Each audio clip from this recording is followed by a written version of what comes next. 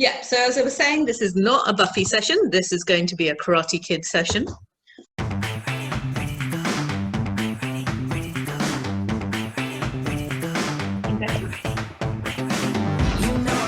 going to do dance spots. It's driving you insane.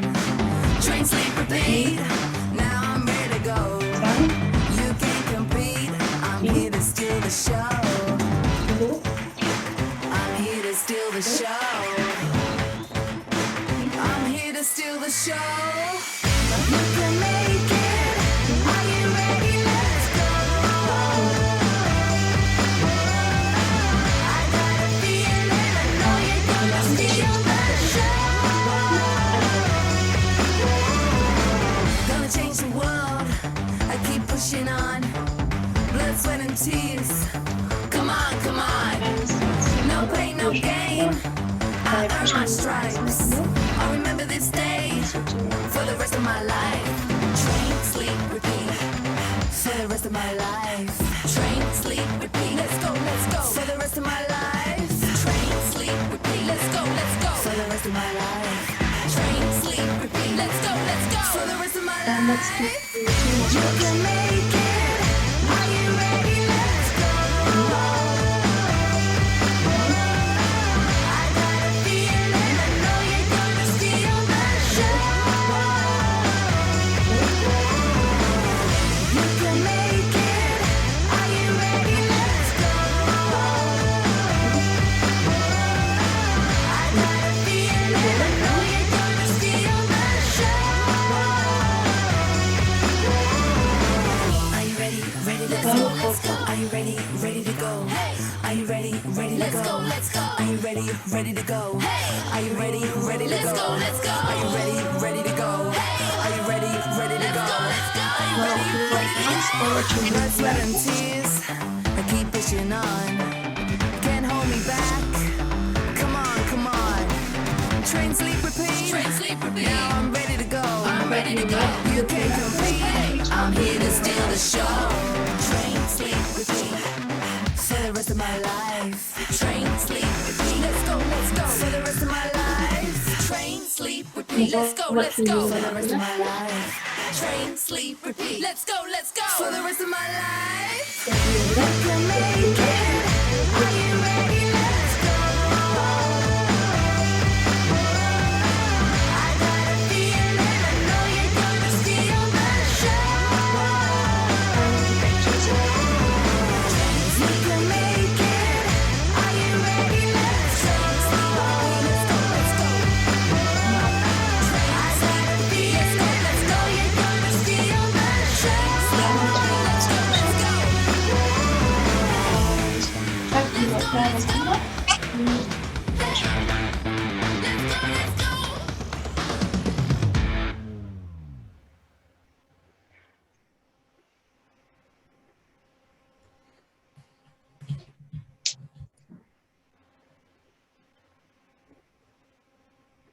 Now try and reach your eyes to the ground.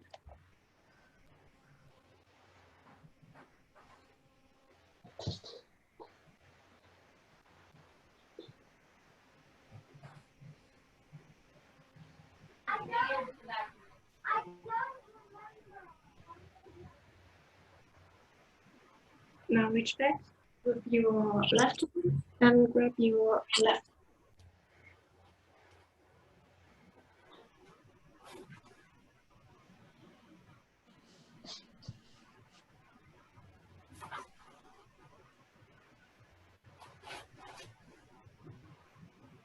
And now changing sides.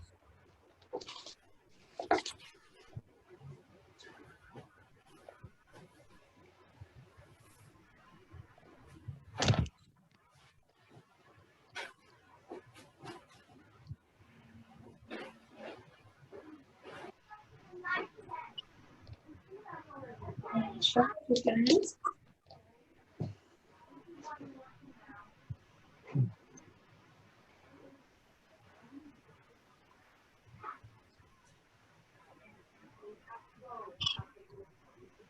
And reach back with your right hand and grab your right foot.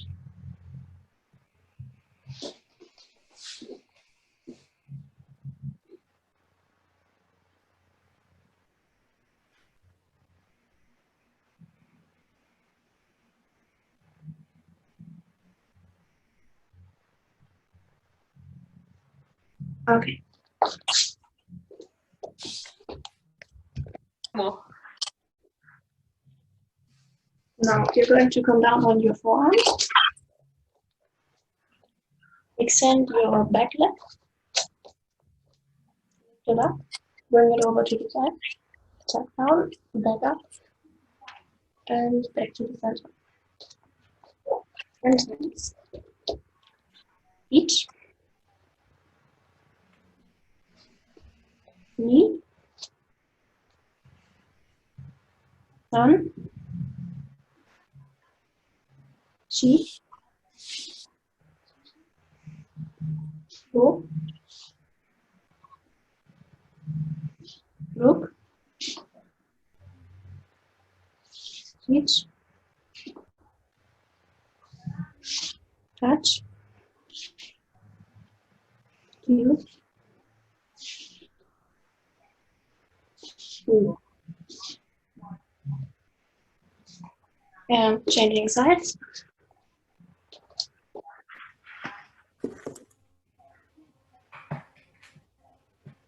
Knee. One. Two. Four. Look. Switch. Touch. Move. Cue.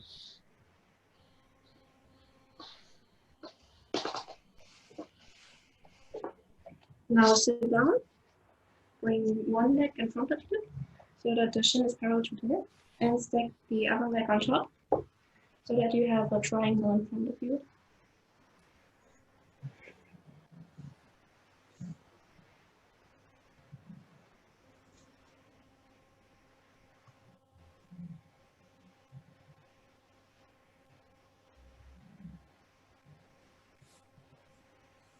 And changing sides.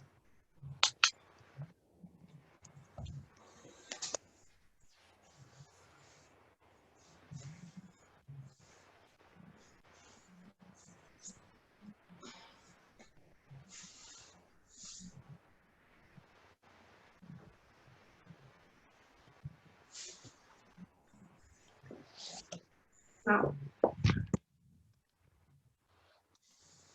with your head, start doing half circles.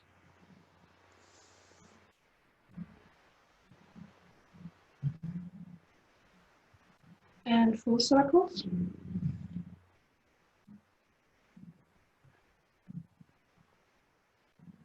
Changing directions.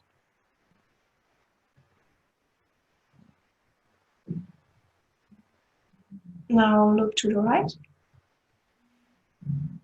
to the left, right, left, right, left. Now down.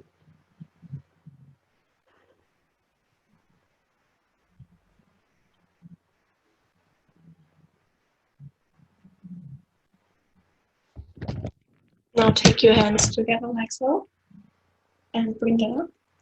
And try and keep your back straight, so don't arch it, but keep it straight.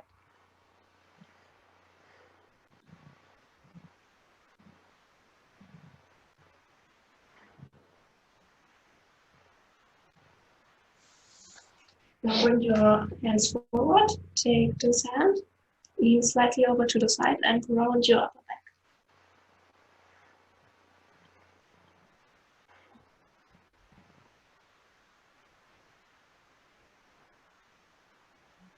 Take the upper hand, looking to the side and round your upper back.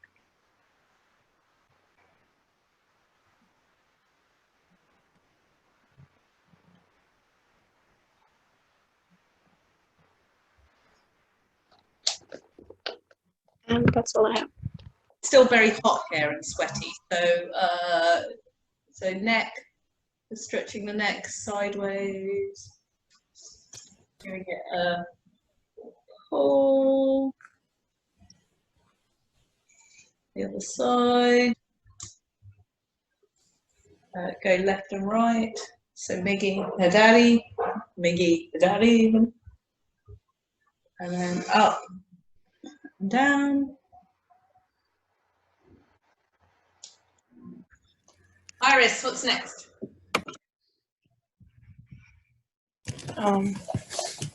Side plank, but we're going to lift our leg 10 times. Okay. To the count, you can take it away. Iris. San, Shi, Go, Ruk, Jich, Hach, Q, Ju. Changing sides.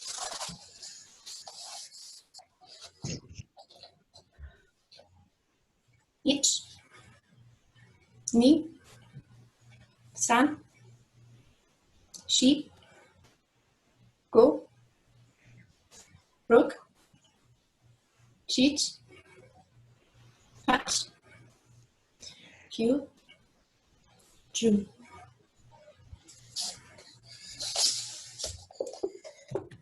Aidan, next set. Let's do lunges. Okay. 10 on each side. Yes. Go for it. Right. Each. Ni. San. Shi. Go. Rook. Sheech. Hutch. Q.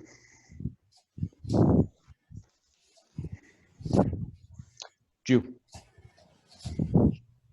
We done squats? No. Have we done one-legged squats? Nope. We'll do 10 one-legged squats, Okay. then 10 normal squats. Okay. So 10 on the left, 10 on the right, 10 both. Okay. Left first. Each, knee, san, shi, go, ruk, shich, hach, Q, Ju. Swap legs. Each, ni, san, shi, go, ruk, shich, hach, Q, Ju. Both legs. The theme is creativity. So, Iris, let's become creative. This is not creative. Let's do, I don't know. Can you think of the most creative? Oh, I know, arabesques, I think, are the most creative.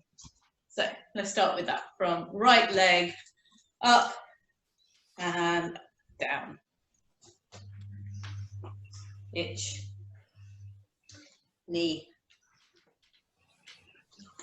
Sam,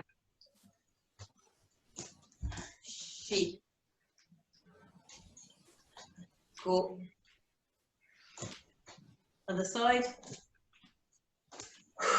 ich, knee, and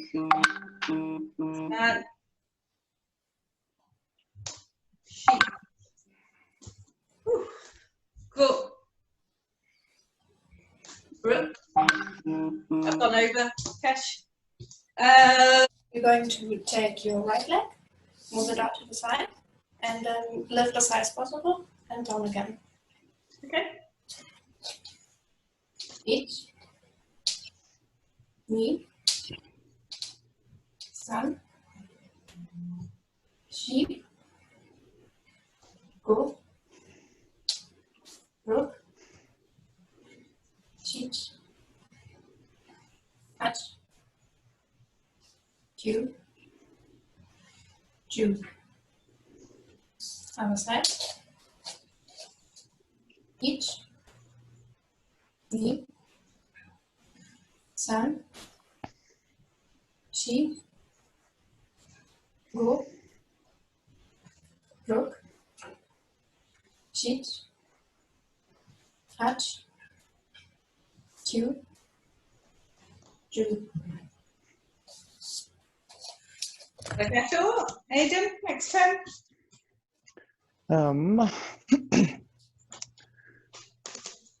Oh, my immediate idea was more. Oh, wait, sit-ups. Cool.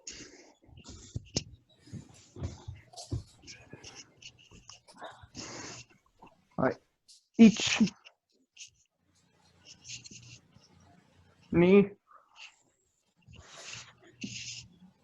san, shi, go, rok, shich, hach, kyu, ju. No? Okay. Taiso owarimasu. Right. Got it.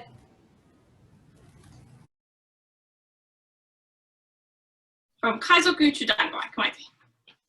Pause right dance. So we're going to do standard, my standard, not Kavita standard. Just going to do 10 Meichi, followed immediately, which is the flick to the eyes, followed immediately by 10 Choko Zuki to Jordan, which are punches to the jaw, and finally 10 Chokozuki to Chudan, to the body, to Seiget. So this time dropping, and for the last 10, dropping a little bit lower, keeping your elbow nice and low, and punching in towards just below where your ribs end, or for most girls, where your bra ends. So starting from your right hand side, 10 of each. Ich, ni, san, shi, go, rok, shich, hatsu, kyu, ju, ich, ni, san, shi, go, rok, shich, hatsu, kyu, ju, ich, ni, san, shi, go, rok, shich, hatsu, kyu, ju. Keshi. Shinkoku, deep breath.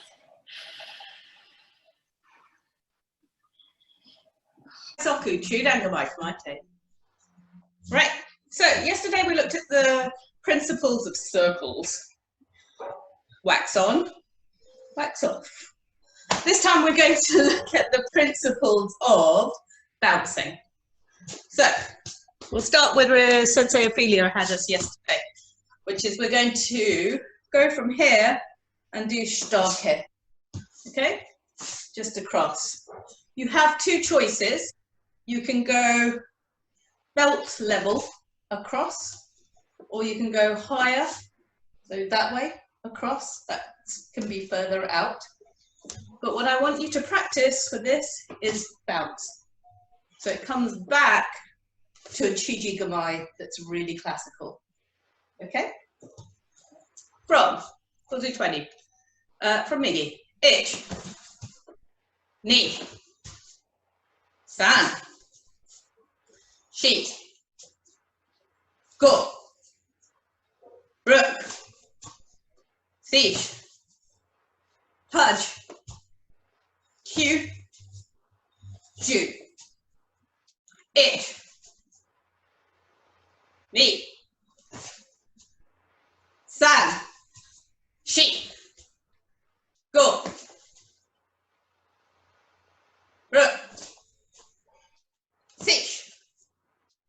Haj.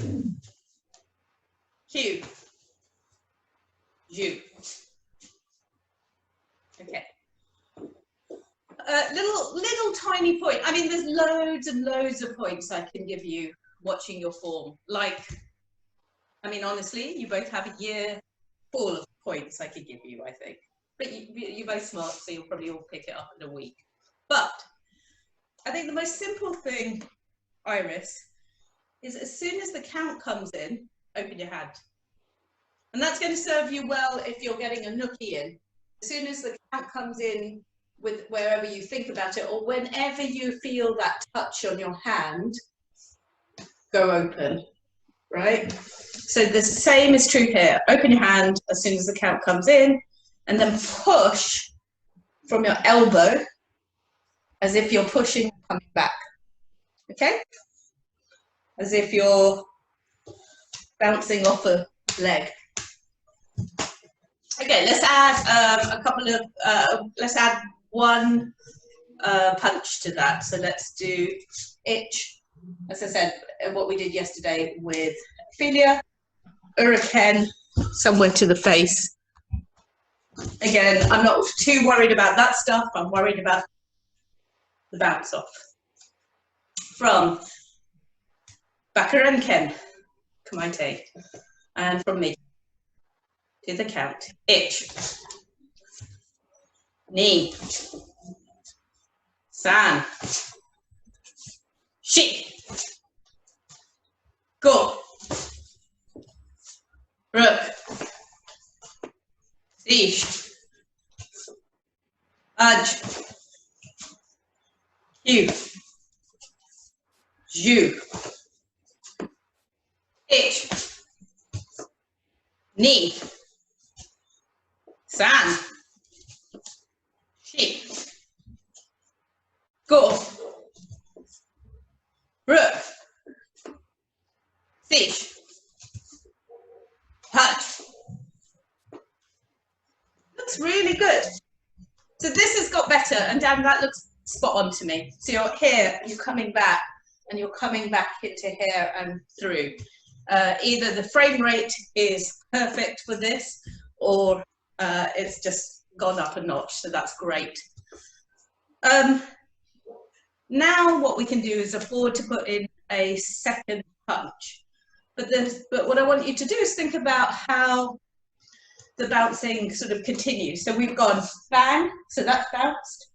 This is bounced, and I want you to make that more exaggerated. So this goes bounce, bounce, there. And I want you to bounce this in so you come back. Assume that you're not really making a dent in this person, right? And they've got steel abs.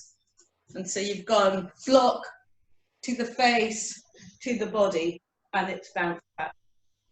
So let's do from, I can't remember this, Ura Ken. And again, from Miggy, let's practice that 10, maybe 20 more. Ich, ni, san, shi, go, rook, sish, hutch, q, ju. It's looking great. The bounce looks great there. This could be snappier. It looks pretty good. Just while you're doing that, don't forget the rest of your form. So don't forget where all these hands are supposed to be. Grab some water if you need it as well, Dad. So we'll do that and we'll build up to it, but we will also add in what I was thinking about. So I was talking to my friend yesterday and she was saying that Buffy always does Ura Ken. So we'll do some Ura Ken stuff. And the episode that I was watching this afternoon that caught my attention was about being tested. So when are we tested? So that's going to be the jumble of themes that I'm going to do.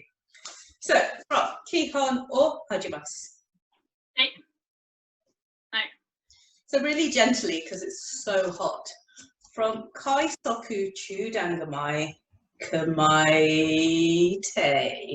So, put your left foot out, flick to the eyes, settle into your stance. And then, let's do Migi Ura Ken, followed by Hidari Ura Ken, but really slowly for the heat wave. So, ichi, ni, san, shi, go,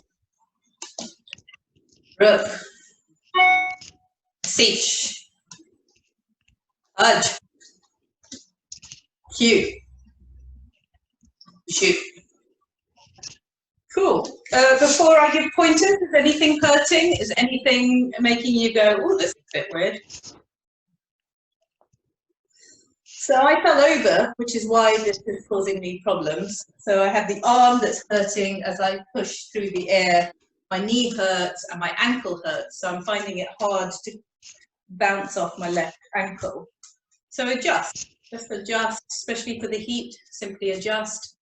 Your target, especially for you, Aidan, is in front of you, right? So if you've got the camera in front of you, just work out, even though your shoulders psoas style are coming all the way off the line, make sure that your strike is still down the center of where you were. Okay? Okay. Let's add in another strike to make that exciting. So again, Buffy was doing an Ura Ken. So this time do an Ura Ken to the side of the head, come back and do an Ura Ken to the other side of that same head. Assume they're a big monster and they have not pushed off the line of attack. So you're going bang, bang. Okay? Again, I'll do 10 slowly. Well, so I'll build up the count. Let's do the first ones, first 1 or 3 slowly. From Migi, ichi, ni, san, shi, go, ruk, sish, haj. Good stuff. Again, any questions? No? Ofelia, where should our hands be? When you come out, do you want our hands to be under our chin? Because I've never done this before. Where would you want it to be? At the moment, we're doing this. Too many of us are doing this. Well, so I feel like I'm doing that, but then when I look at myself, what I actually find is because for this, to generate that, I have to push my shoulder the other way. So I'm not this turned, I'm actually turned more than that. So it doesn't feel, it feels odd. It feels like I've got my hand very close to me, but actually my hand is still pointing at the face. Yeah. I've turned more than I usually would, is what I found. But I definitely felt like I had my hands in on my chest for a bit. Mm-hmm. Down and that's It's a little bit, and I think for a few of you, your elbows are quite up as well. So in order for you to compensate for not coming back, you're also putting your elbows up for the rest of you. So let's do that again, but this time think about your form. So what, because it's so hot, let's just really break this out. So follow me. First of all, for ichi. So what you're going to do is you're going to drop your shoulder, move your weight to your left leg. So you're almost standing. So if you were going to kick, you could bring this in. So you've moved across and you're striking to that head point, right?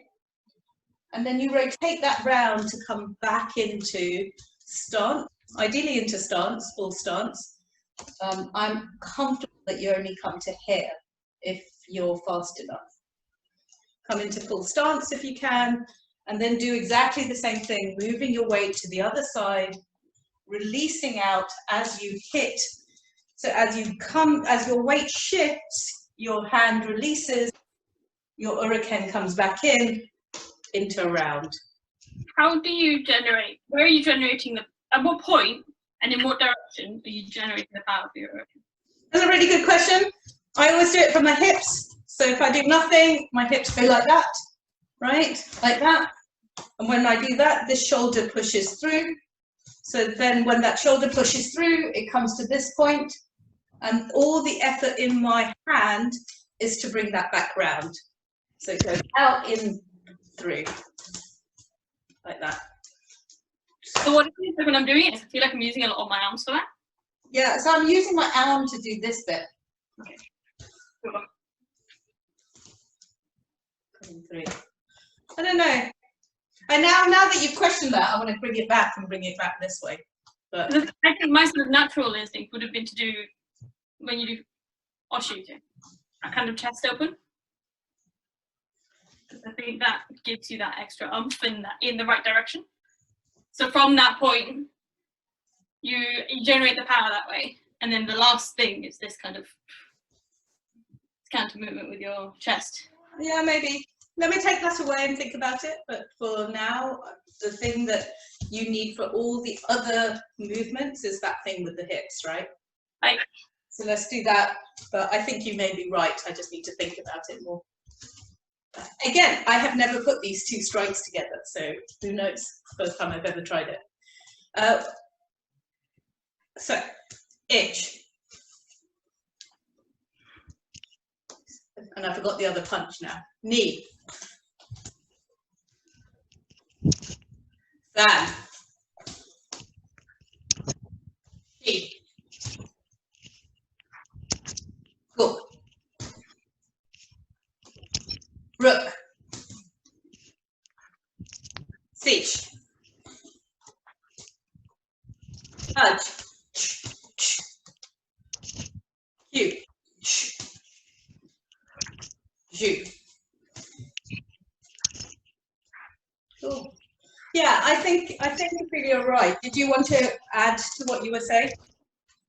No, that was pretty much it. That's how far I thought about it as well. Cool. Let's try it then as Buffy was doing it on television. What Giles had was he had two pads in front of her, and what she was actually doing was Ura Kenning two pads on the outside, so much more like this Oshi Uke. So we're on season 5, somewhere around episode 10, and so we're coming out. I don't really know how she was doing it, so I think for the purposes of this exercise, move as we were before, as if we were going to the side of the head, but this time strike an imaginary pad to the side here. Okay, so from Migi Ken Kara, let's do one strike. Ichi, ni, san, shi, go. Okay, this time two strikes. So ichi, ni,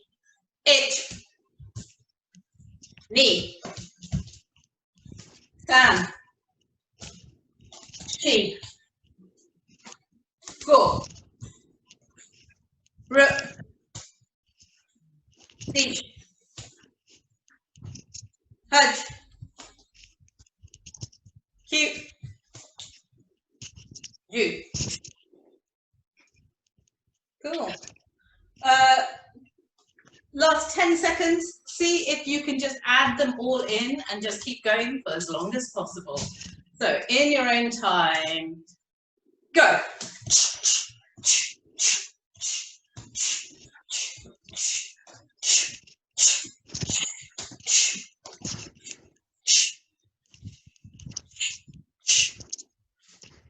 Gamme. That's Shinko Q.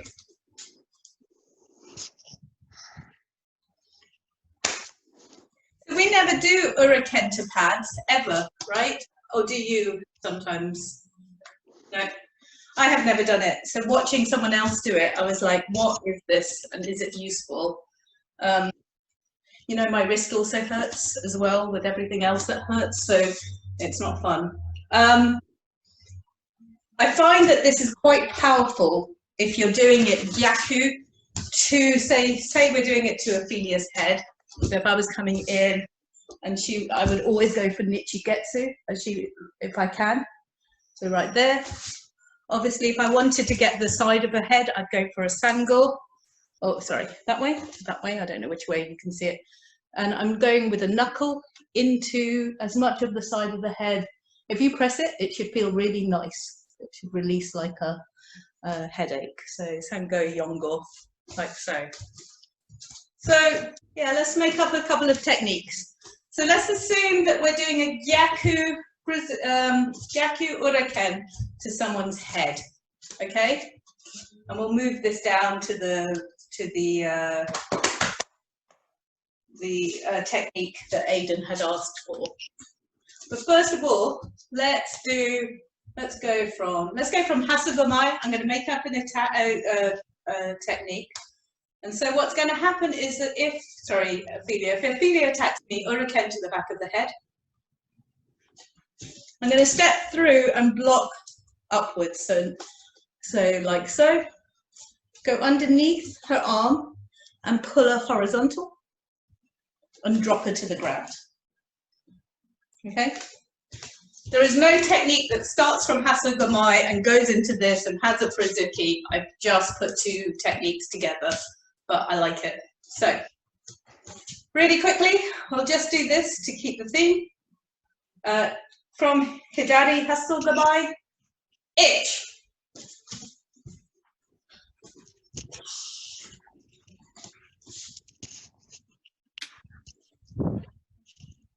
Ni. Occupy block. San.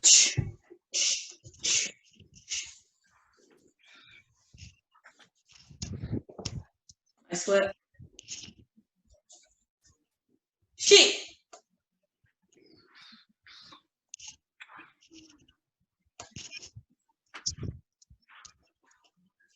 Last one, make sure that the block counts when you're doing it. Go.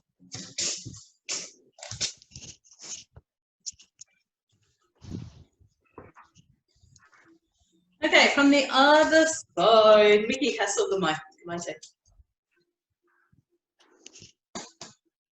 Ich.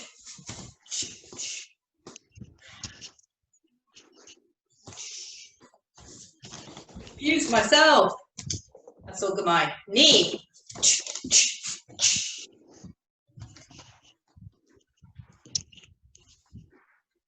Okay, add in some more atemi, whatever atemi works for you. San.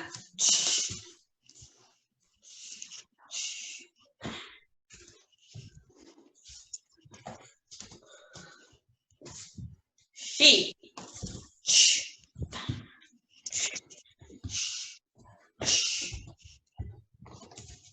Last one, add a pin as well if you can. Go.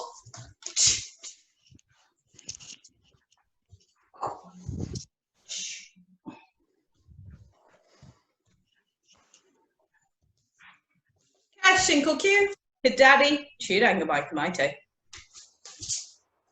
We're going to do Gyaku Zuki, and again, I want to see that bounce come into your form, right? Now, my target is maybe there, right? And that's their face and their head probably is just behind. So the first thing I do is I definitely aim for the back of their head, not the front, right? So actually that's too close, they'd be stepping on me, but you see what I mean. So basically, don't go for the front of the head, go for the back of the head. And so you go through like so. And you've got that upward momentum. You're hitting them with those knuckles that we've kind of grown to love. Hardest one's being kind of that middle two, that one. If I do this bare knuckle, I do get a little blister there. And you go through. But we're talking about bouncing. So what it should do is it should bounce back to here without any energy. You should be doing everything else that you've learned from last months and months of lockdown. Push forward momentum all the way through, straight trajectory. But as you come in, bring it back.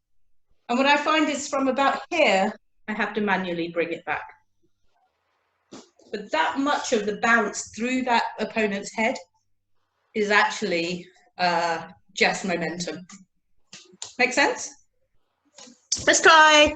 One thing that I've sort of just connected in the last 5 minutes. You know how yesterday I was saying that you can see sort of like a yo-yo in the style of Sensei Danny, where you're sort of, your shoulders lead, and then once you make contact, you're pulling the shoulder back. It's sort of like the Hara Uke Geri that Ofelia does, in that you swing your hip backwards, and then the hip comes back, the hand follows. It's sort of the same like here. Yeah, it's a really good point, and I want to get onto kicks in the next 15 minutes or so.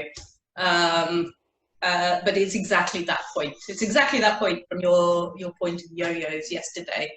If you want to think about it that way, it's also perfectly legit, I think. But yeah, the point is it's about bounce to me. Okay, from Miggy, you don't go back my take. Right, let's do 10 on each side. So, ich, ni, san, shi, go, rook, sish, hudge, q, ju. All right, so Gary 2, Miggy, Shu Hai Rei. It looks really solid. Don't run out of energy at count 7 or 8 or slow it down. By count 10, you should be pummeling them. That's why the last one's always the best one.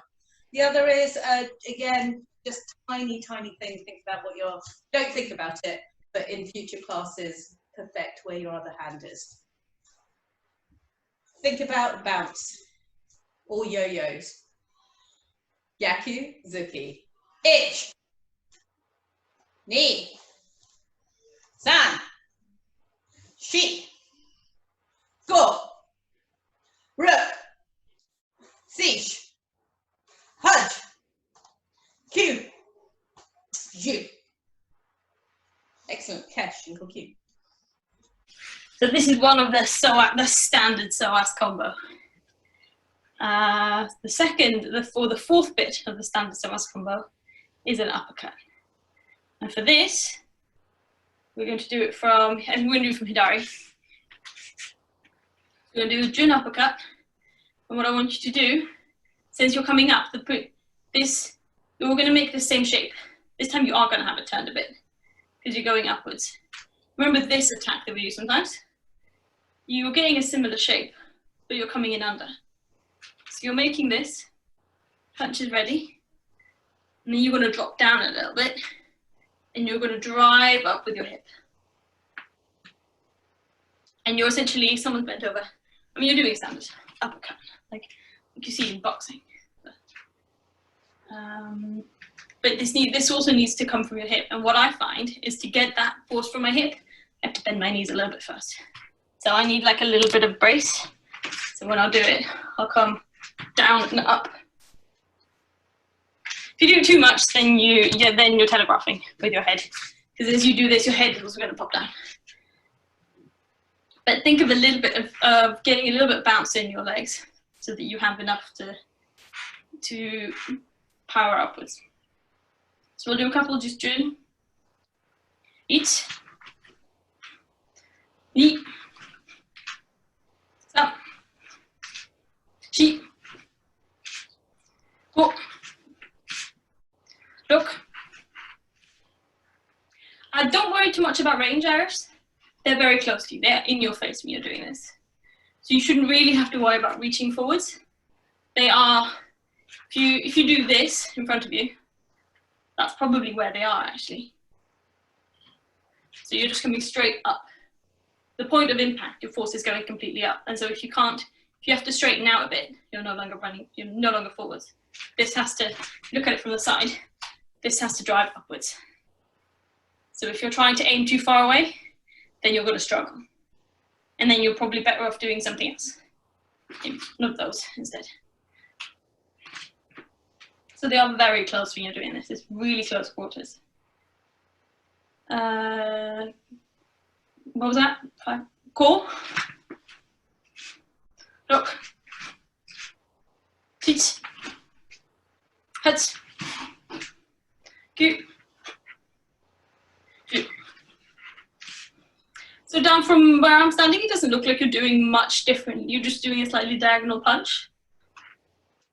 So I want to make sure, so my purpose is definitely to turn this fist in a bit, so that you're now completely angled up, so that you're completely to the side. But also, it has to come straight up, rather than this. So it kind of looks like you're doing this at the moment.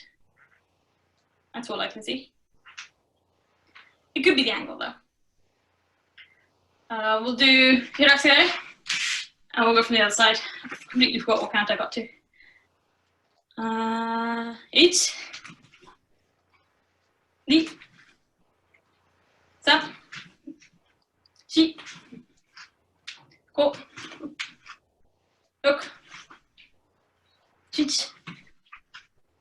9,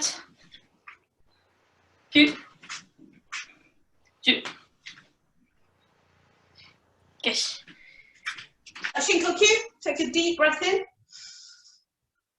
and out, and in and out. You catch your breath. How are we doing for time? I wanted to do, so let's just do a recap of yesterday's class. We did Uwa Uke Geri. So if we go to Hidari, Chiji Gamae, Kamaite. So that means that your left foot is forward, you're into a normal stance. Chiji Gamae.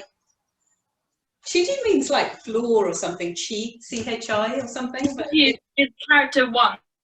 Yeah. Character 1. So we're doing character 1. Very cool. In with our hands. It is our most fundamental self-defense. And all we're doing is we're moving backwards slightly with our foot, covering, coming down, kicking. Let's do that. Ich. Ni. San.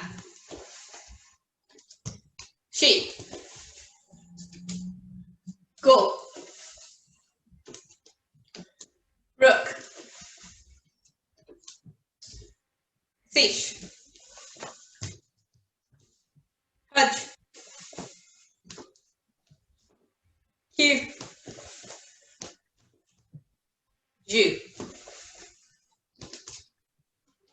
Okay, for my brown and black belts, I want this hand in the back to not waver. As you move back, regardless of how you move back, right?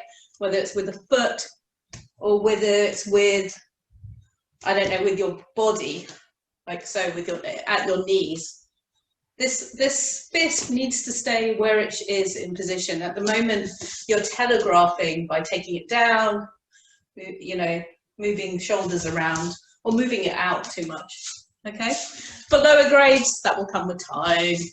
Hiraksure 2, Migi, Shiji Gamae, Kamaite. Right, we're not going to be Japanese, therefore we will have to do the other side. So, to the cat, ich. Excellent, ni. San. Shi. For those of you who are new to this, you'll find balance much, much easier if what you do is you drag your foot a little bit in.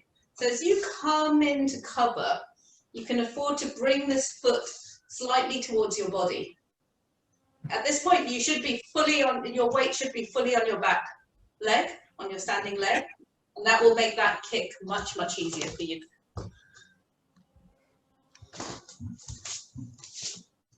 Wow, that is a storm and a half out there, isn't it? I don't want to go out on that. What did I get to? 4, 5? Let's say I got. Huh? Something like that. Right. Cool. Right. Fish. Hudge. Cute. Shoot. Bash and cute.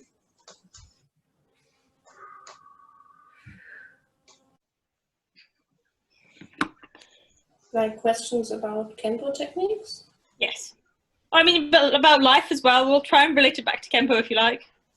So there's one thing that we did a few days ago, which was, I think, Uwa Uke Geri, and then Zuki.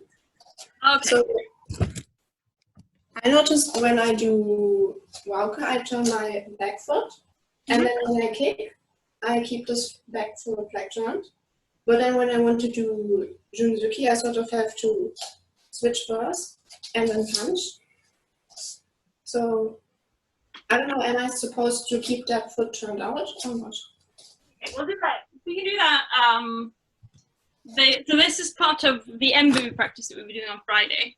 Okay, Geri, and then come forwards into a zuki. Okay. And we'll see where we land. Get a feel for it.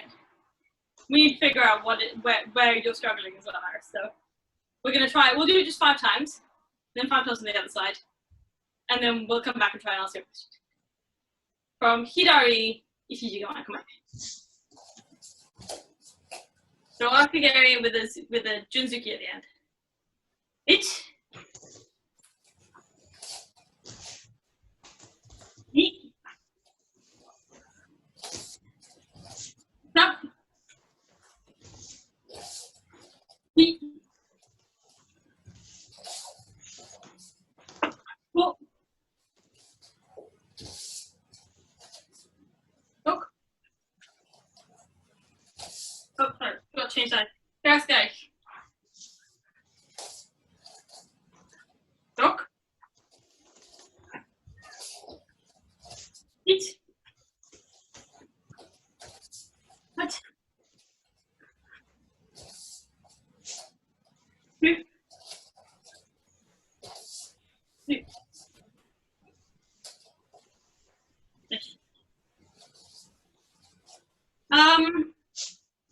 I see what you mean. There's definitely a bit of a foot readjustment when you come down. I feel it more because I have to move forwards. So from here, if you kick them, that probably means they're quite far away from you. So if you want to punt, you can't reasonably punt from putting your foot straight down. You do have to come in. And I see you doing that as well. And I think that movement that's where I reset my foot anyway. With any thoughts? Yeah, I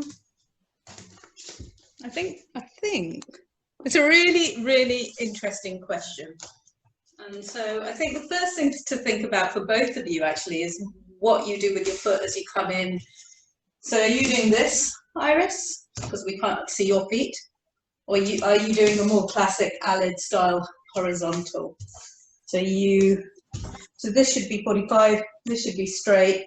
As you come in, are you going into that form, or are you coming into, or are you coming into this form? What do you think, Iris? I think it's the first one. So you're going to, so this is normal Kempo form. This is Hoke. It's almost impossible to do for me, and most of the boys don't do it either.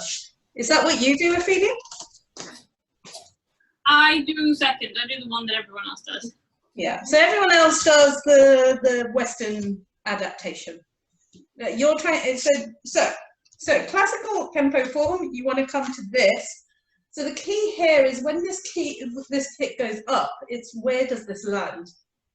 And to cheat, you can land it in front of you and then slide it in order to get this back foot to come where it should be. And I think that's what Sensei Ofelia was just saying, is it's that slide that takes it in. I want to make one other point. This is a really good point that you raise, which is what happens to your back foot.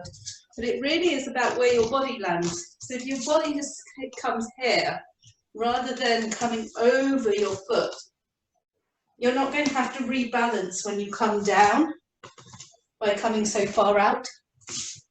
And the answer to your question is I normally let my attackers come quite close because they, you know, their reach, my leg is shorter than most people's arms. So I'm going to need them to kind of come in quite close to do that. So in, up, land, you're here, take a step forward, readjust that foot as this strike is coming through. One last point. In a Tenchi Kendai Ike, Alid's form would be like this. So this back foot would be horizontal and his punch would be out at this point, or here. So you can get away with that as well. That sort of straight back leg. Yeah, I think that's straight back leg style before in other senseis as well. Exactly. So I think Iris, what's screwing you up, sorry, that's a long way to say what's screwing you up is trying to mishmash different styles. That's my opinion. Okay, with that in mind, grab a drink of water and we'll do it again. But so is the solution to take a step forward after the kick? Yeah, take us, so don't take a step, take a slide forward. Okay. All right, Ofelia, over to you. Right, back to Hidari Ichi Gamae, I think.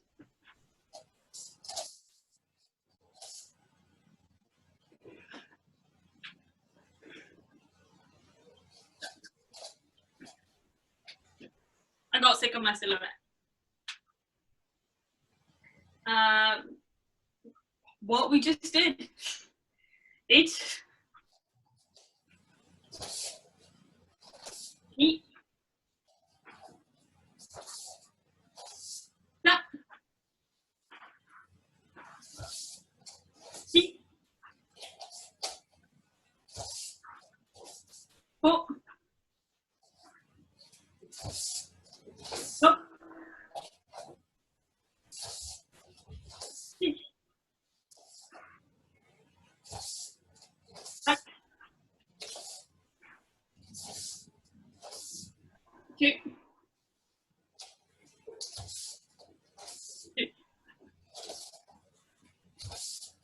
Okay. Anything to ask or comment on before we do the other side? No? Okay. Eat. Eat. Stop. Eat. Stop. Look. Eat. Touch. Two. Two. Yes. How did that feel? Did that feel any better, Iris? Did it make any better? Back to from Hidari Ichi Gamae. We'll do extra 2 dynamite. We're going to start with the Gyaku Fuzuki. 10 of those. Each. 2. 3. 4. 6. 7. That's 2. It looks alright to the other side. Again, same thing. 1, 2, Up. Ichi. Ho. Look. Ichi. Touch. Two. Two. You want it to feel like you're hitting someone. You're not staring apart. Not this. This is quite slow, like you're moving through some sort of treacle. It's quite a fast attack and it needs to be snappy. So get into the, we're all sick of lockdown, but get into the dojo mode. You're in your grading. And I'm going to give you 4 chances, 4 counts, to do it as if your black belt is on the balance. As if this is what's going to decide whether you get a black belt or not. Just 4. Ichi. Ni. San. Ichi. Good. Yes. Shingoku. Back to Hidari Ichi Gamae. Got it. Now we're going to do the defense for this. The defense for Furuzuki, the standard one you'll use, is called Oshi Uke. There's 2 types of Oshi Uke. Dan, what are 2 types of Oshi Ukes? What are they called? Please do the hard to name. Sotoshi, Uchioshi. And which one's Soto? Okay. So we're going to start with Uchi Oshi Uke Geri. So don't know if you remember what Soto, if you've done Kiri Nuki, then you'll know what Soto and Uchi are. And they usually refer to the outside and the inside of your wrist is what I think of. I don't know what the literal meaning is, but often they'll come to mean Soto will often be on the outside. So you'll have Soto Uke, blocking with the outside of your fist. Uchi Uke, blocking with the inside of your fist. I don't know how this ties into Uchi Oshi Uke Geri, but that's why they're Uchi and Soto. Uchi Oshi Uke Geri, you're going to block across your face. So as this attack is now coming in to the side, your weight has to counter that. We'll get to that more detailed into that in a second. We're going to start just blocking across our face. Before we said with Uchi Uke to not karate chop them, you are now karate chopping them. You are cutting across, technically you're cutting across their wrist. For now, just think of karate chopping them. So this time your block is coming straight out because the attack is coming this way. It's not straight, right? It's coming around. So equally, you have to go into it. Dan, I want you to think of where your weight's going and think of aiming for sumiaki when you're doing it. So you're cutting across the wrist. I'm going to block with your upper hand, with your front hand. And then we're going to just do 10 with that block, and then we're going to see where we're at. Ichi. Ni. San. Ichi. Ho. Yoku. Ichi. Tachi. Yu. Yu. Good. Can you say anything to comment? Do you see anything? No. Hiratsugari, Miki. We'll do the same thing, so we'll do 10, just Uchi Oshi Uke, and then we'll do 10 Uchi Oshi Uke Zuki. Ichi. Ni. San. Ichi. Ho. Yoku. Ichi. Tachi. Yu. Yu. Ichi. Ni. San. Ichi. Ho. Yoku. Ichi. Tachi. Yu. Yu. Good.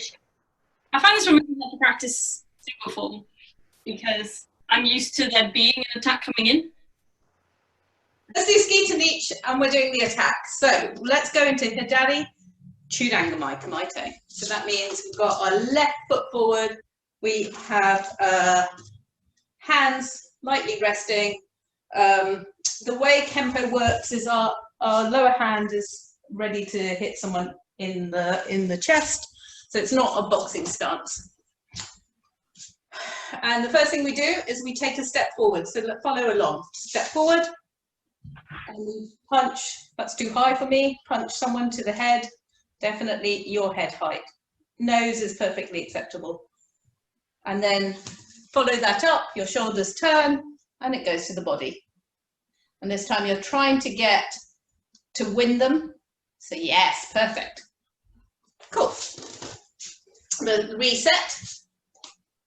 And let's do this to the count. Ich. Verb. Ni. San. Shi. Go. Rook. Sish. Hudge. Q. Ju. Alright, so Gary, to Miggy. Chudangamai Kamaite. All the same things. So for higher grades, all the same things apply.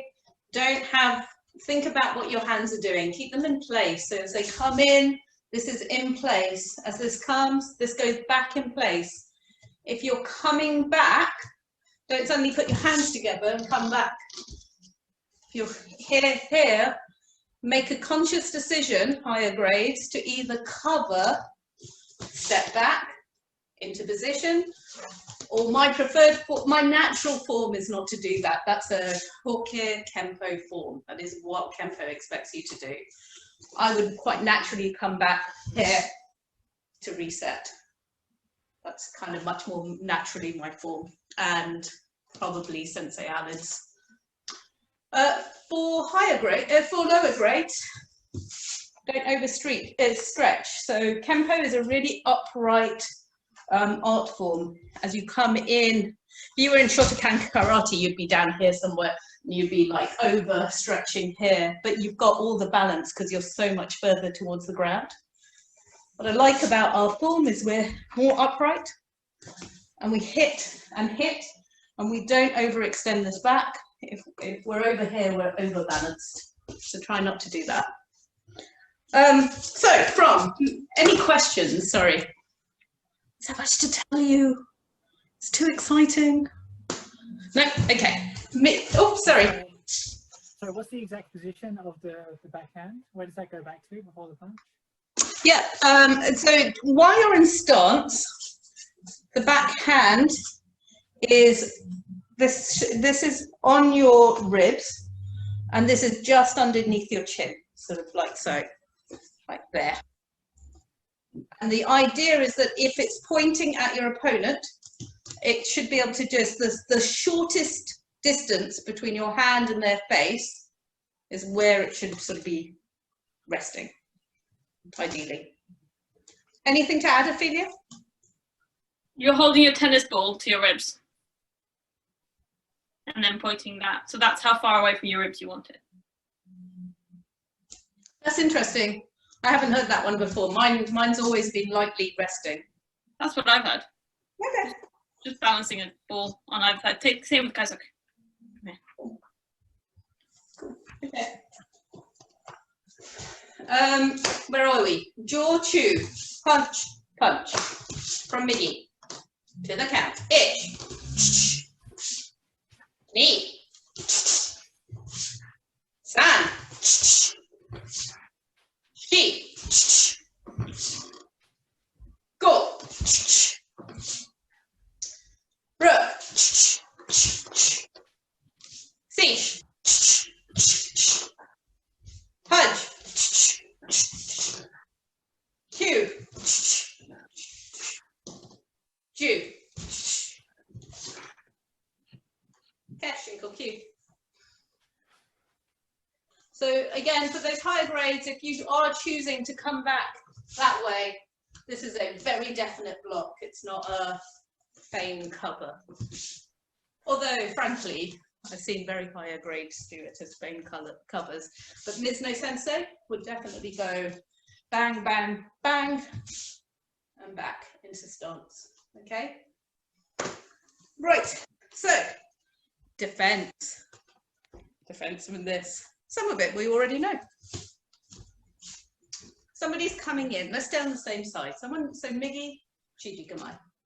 Someone's decided that they're coming into your head as a punch.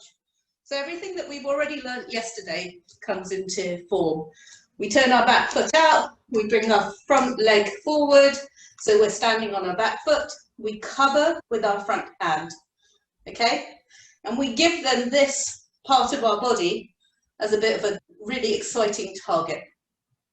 Okay?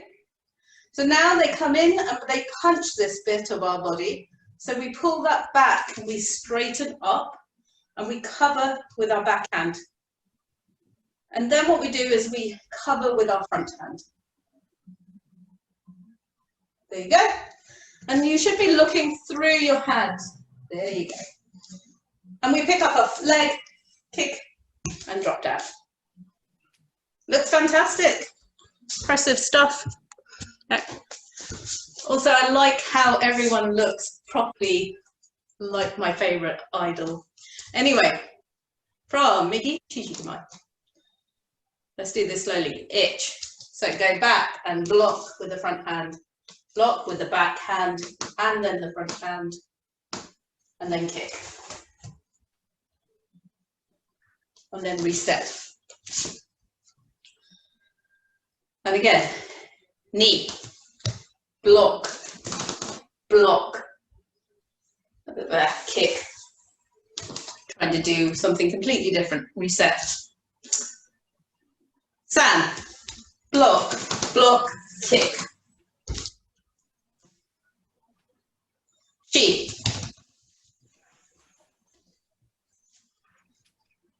Go.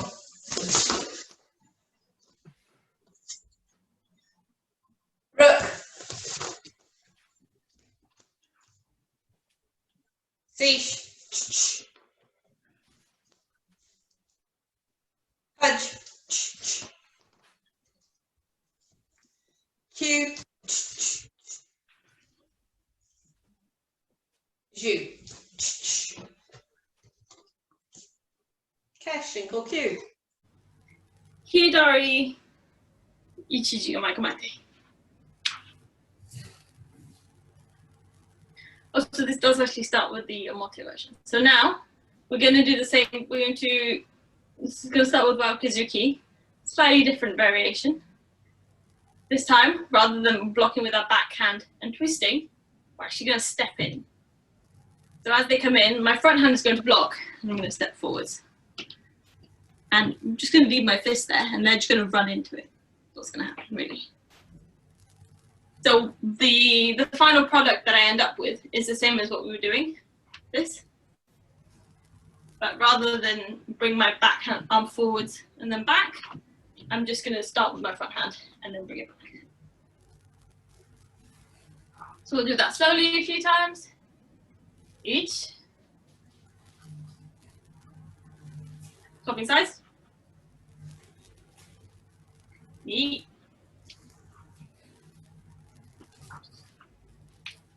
San.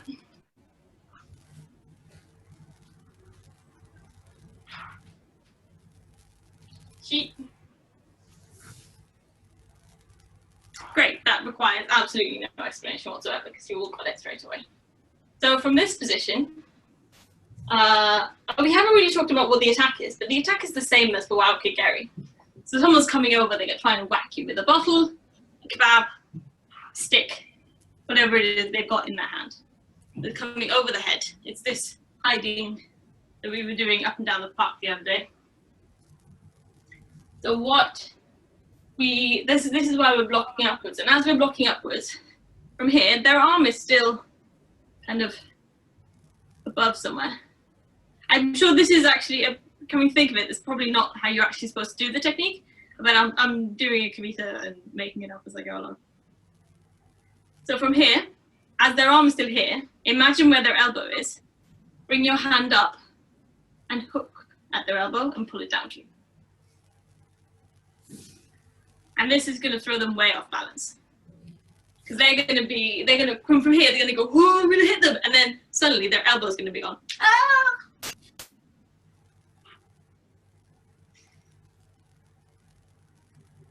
So we'll just try that a few times.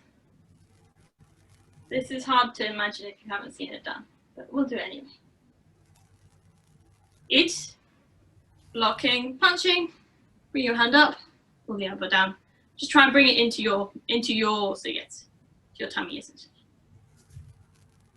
And do it again. Ni.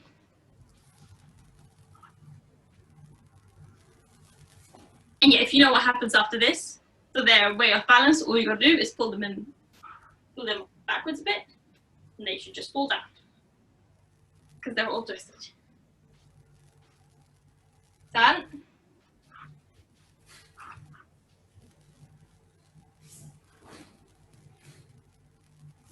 Chi.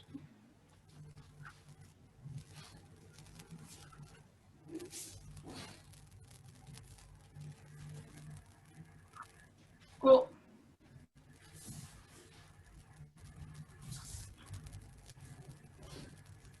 And swapping sides, if you haven't been swapping sides each time, like I haven't. Rock. This definitely side I was just on. Sheet.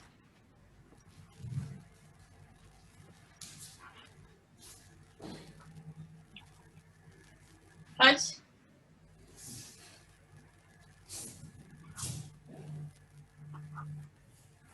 Cute.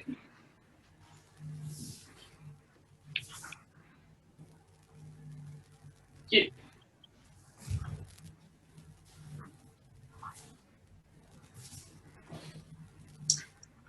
Kesh. So, Kavita Sensei, have you got anything that you need to add for this to make sense? Because I have no idea what I'm doing. How you do the graph? That'd be fun. Can't hear you. Can you hear me now? No. Oh dear. Okay. Well, we're just gonna have to. Oh yeah, what you're hooking with. So for a lot of these, especially when we're holding on to people, when we're grabbing people for defense, we try not to grab too hard, essentially, because what that does is you're transferring energy and you're telling your opponent what you're doing. So you're trying to keep as light contact as possible. So often with this hook, what we do is we just hook with the little thing, with the ring finger. So as you come up, from here you've blocked, you punched, and as you come up, rather than hook with grab with my entire hand and pull them down, I come up and I just hook with my middle finger, and I pull down. That way I'm telegraphing as little as possible through my muscles into it. So we'll do that a few more times because we've only got a little bit more time. This time with a little bit more oomph, swapping sides each time. If you can think of a pin to do, by all means do a pin. Whack 'em. It.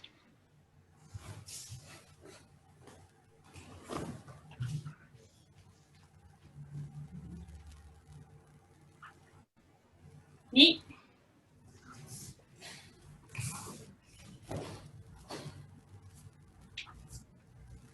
That.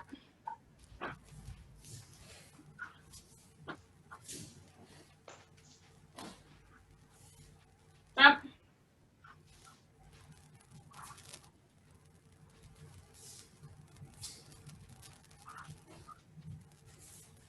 See.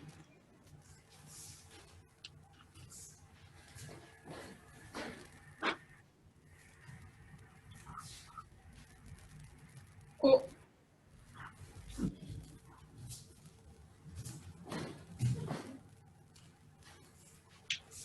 Look.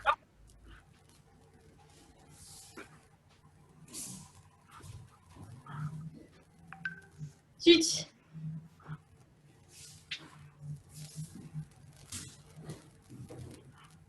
Hasso.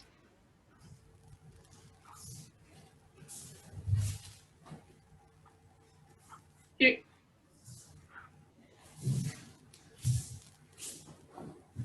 And last one. Make it good. Shu.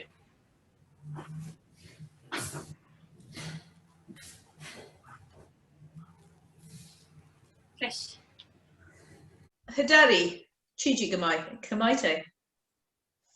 So, Hidari means left foot forward. And what we're going to do is we're going to do some Jun Geri. But what I want you to think about with your Jun Geri is pulling your foot back. So from stance, if you jump, can you see me? Should I take this background off? I'm going to take this background off. None. There we go. Right. So you can see my feet. If you jump and you jump into place, you should find that you quite naturally jump sort of with your feet squarely under your body. This front foot is pointing to the camera, so straight up, and this back foot is positioned 45 degrees away from your front foot, and that's your natural fighting position. Okay, so if you were forward and your room was square, it's forward and your back foot is into the corner of the room. And for this kick, I'm going to do Jun Geri. I want you to think about bringing this foot up in, like so. So you're bringing it in, picking it up, kicking and coming down. That's what I want you to think about. Okay, normally we do it from here, so you come into the center and kick. Here, I want you to think about it as a training over here. Higher grade people, make sure that you're keeping balance and not bouncing, so your eyes stay level. People who are new to it, just bring your foot in and kick. So the first target, Kinteki. So 10 Kinteki attacks, golden target. Ich, knee, Dan, sheep, go, rook, fish, pudge, cue, do. As I can't see your feet, make sure that you're dragging it back towards your body and out again. Second kick is Keri Komi. So Keri kick, Komi sort of forward, I think. And you're coming in and you're, ow, that hurt. Oh, but basically you're pushing your opponent into gets with the ball of your foot. So we'll do one of those. Ich. Excellent. Knee. San. She. Go. For higher grades, push your hips forward. I don't do it well enough, but you'll see other senseis, they really thrust as if they're in some kind of Michael Jackson video. Go. Rook. Fish. Pudge. Hugh. Hugh. Okay, so next up is Kere Age. I feel like I should probably mirror my video. This is what happens when you go out on Friday night on Zoom. Everything is messed up on your Zoom.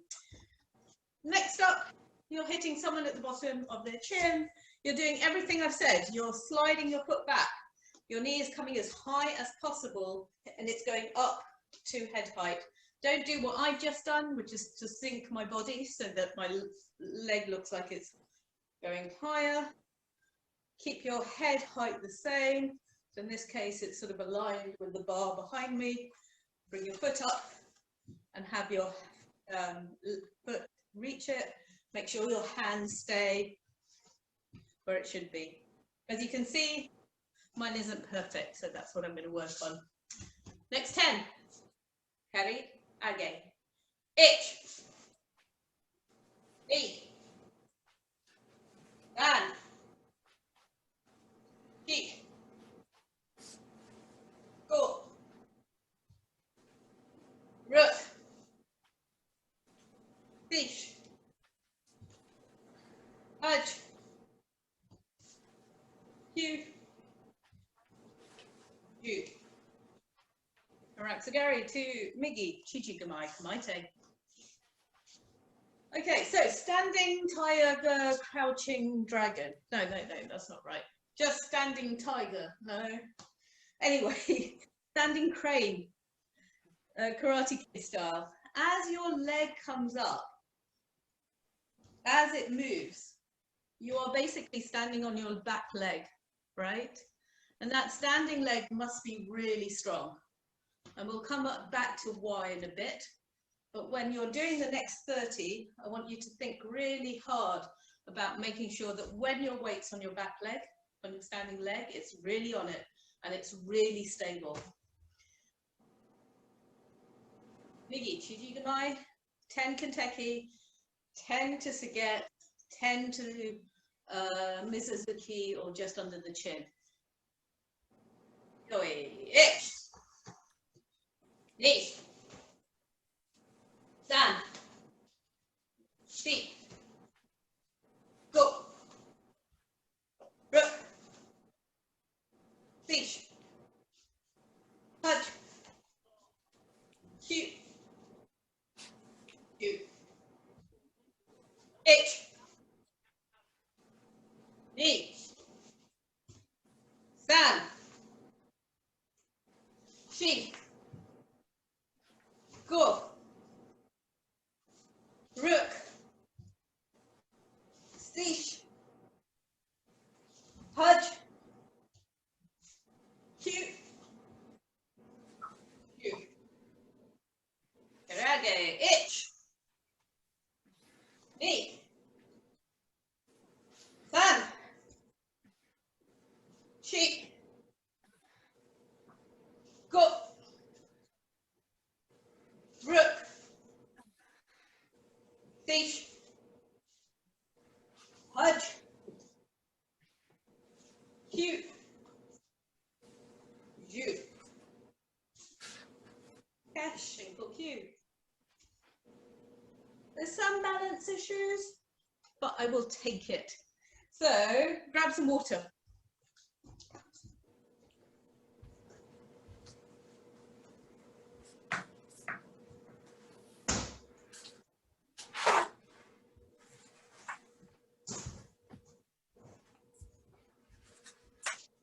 Any questions about those kicks?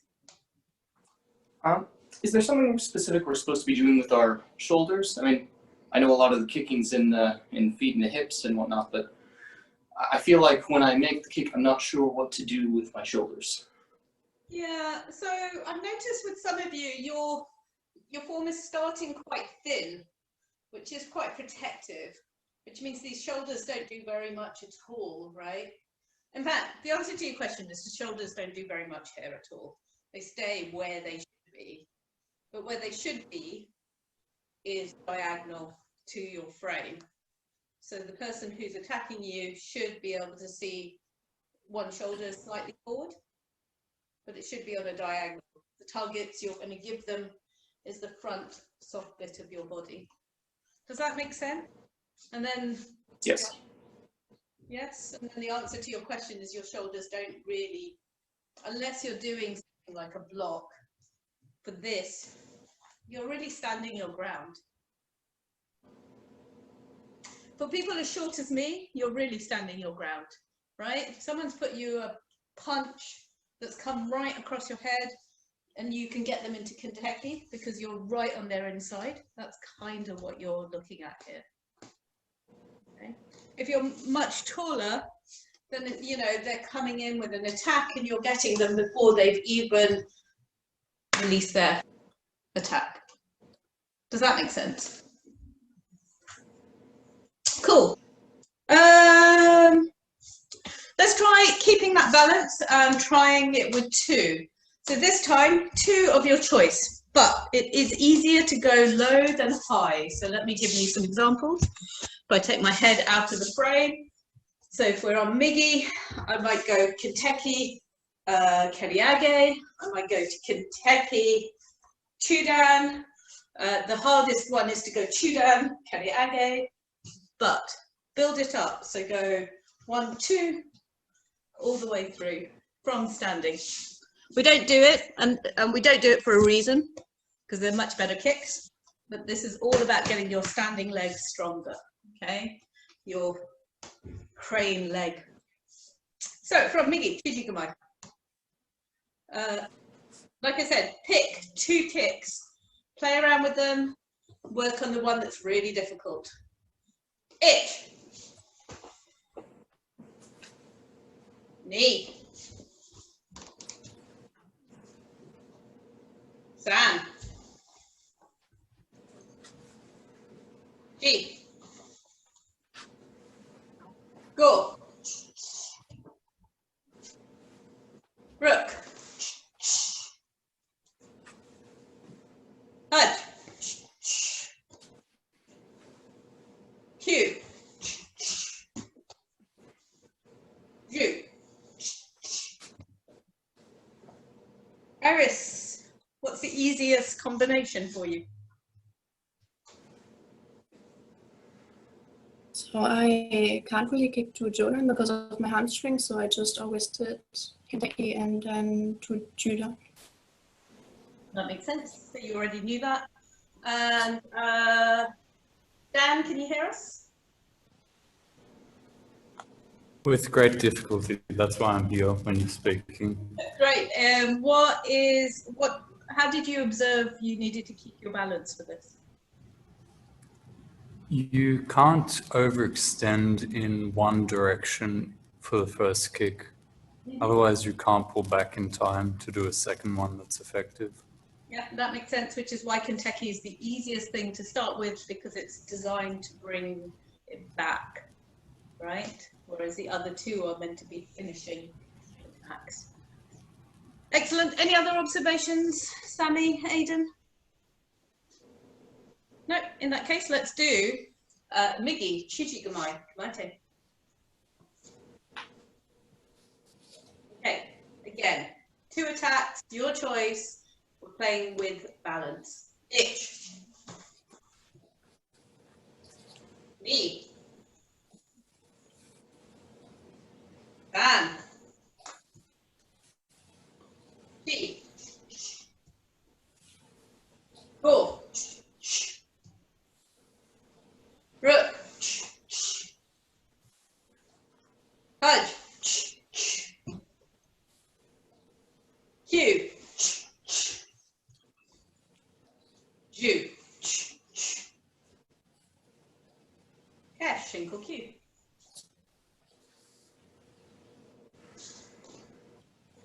Okay. So the next thing we'll do is we'll do the kicks that Iris and I did at lunchtime today. And what I found looking at the students at Imperial was that they too kept losing balance. Okay, so we did quite a difficult kick. So we're just getting harder and harder on these kicks. I'll make it easier than lunchtime. So today, what we'll do is your back foot will catch up. Your knee will come up. Back foot will pivot round. And as you can see, even I'm falling over trying to do it slowly. How this looks when it's fast is it like so. The thing that they were finding hard was what happens after the kick. So it comes in, up, round, down, back. That's how I can do it slowly. Is this a Sokoto Geri or a Mawashi Geri? That's a good question. Can I think about it? Were you told it? He was doing Uke Geri, but he was, because I've adjusted it, I have to think about it.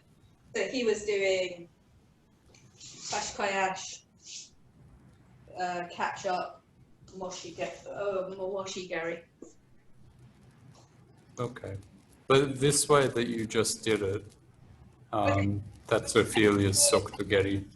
So I wasn't going to try and get into it, but for Dan's purposes, a Sokto Geri in my book comes up and goes to the middle of the body. Side, yeah.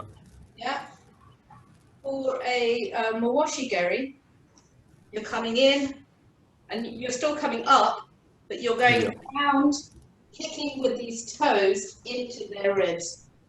Yep. When we're on a camera, I can't tell the difference much. But yeah, for Ophelia, she brings her leg across herself before she does the Sokto. So Ophelia does bang, bang. Yep. So I don't like that because You don't? Oh. I don't like it because I know exactly when she's doing it, so I can avoid it. So she did follow that though, because I will then lose Randori from her. Okay. Mm-hmm. It's much faster. It is much faster her way, but I end up going this way. So that's why I don't do it. Anyway, sorry, we digress as per usual. That's Camden's way. For the rest of us who aren't worried about it, we are going to keep with the technique. And the idea is this: your back foot comes in, it becomes your standing leg. You can follow along if you wish. Your back leg comes in, it becomes your standing foot. All of your balance is there. Your knee comes up, you pivot, it lands, it comes down again. From Migi, Shu Hai Rei, Kamaite. Ich. Knee. San. Looking really good. Sammy, it would help you if your knee came up slightly higher. That will make your form. So if you come up slightly higher here, then you need it. That should sort out your form. Fan. She.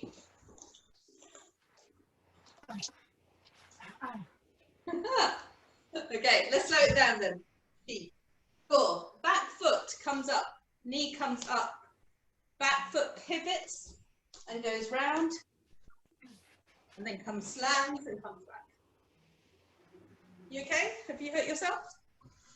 I'm not hurt. I've got a nerve that gets pinched in both legs when I do that move. I have really trouble with side kicks.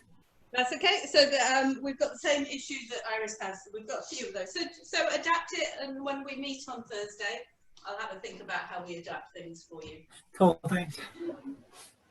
Go. Rook. Siege.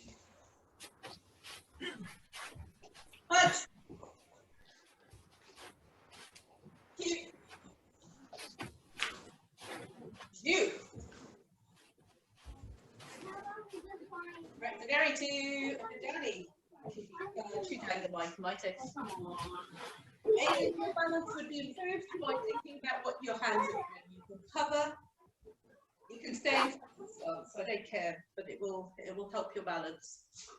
I can't think that because you're on the way. Ich. Knee.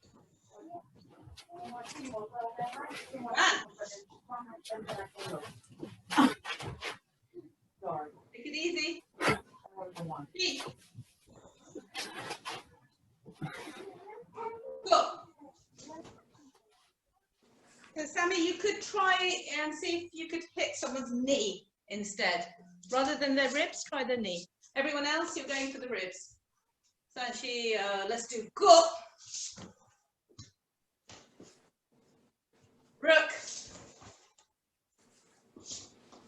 Looking much better. Fish. Hudge. Iris, you can benefit from making that forward movement really slow, all into one. You now know all the pieces. You put them all together. Go, Rook. Hudge. Excellent. Q. You.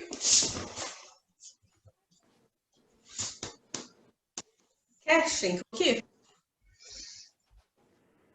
So what I mean by that, Iris, is that as your foot comes in, the front foot moves and it kicks and it just flows into one movement at this stage. You've been doing this for about a month now.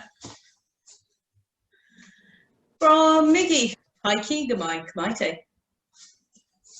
Okay, so Takki Gamae, Takki Gamae. Thank you. So Takki Gamae is like so. You're basically putting your hand up and you're saying, don't chat to me, I'm here. You might have your hand under your chin in self-defense if you're trying to be not really aggressive. If you're trying to be aggressive, you might have your hand out here, saying like, don't mug me.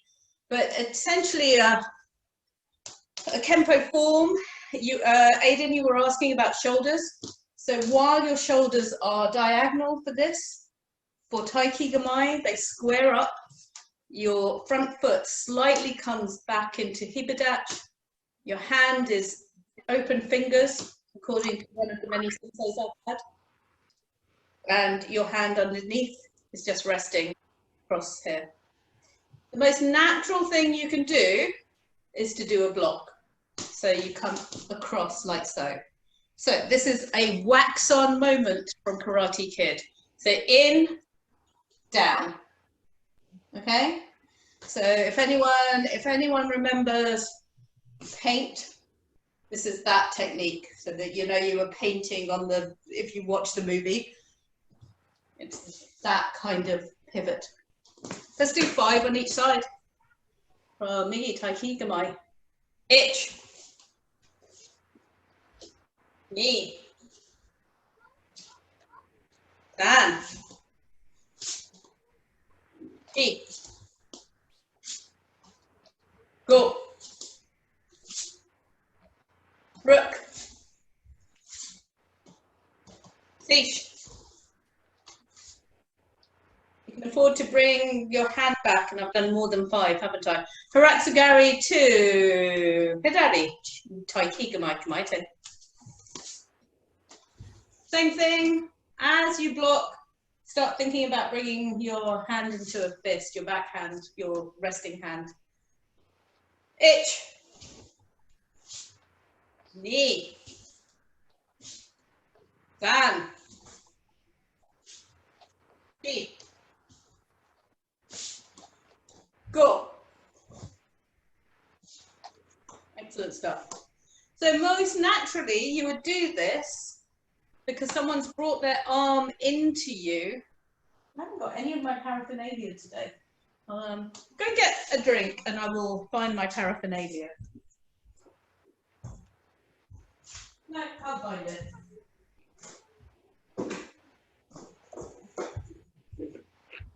Find an empty lemonade bottle instead. So somebody's coming in and they're attacking you, she says, throwing water around, into your face like so, right? And what you've done is you've blocked it. So their shoulder is about here, and you slide down their arm, and you basically go for their neck. If you're able, like some of my senseis, you would go for the carotid artery on the side of the neck, which Dan will know the name of, I won't.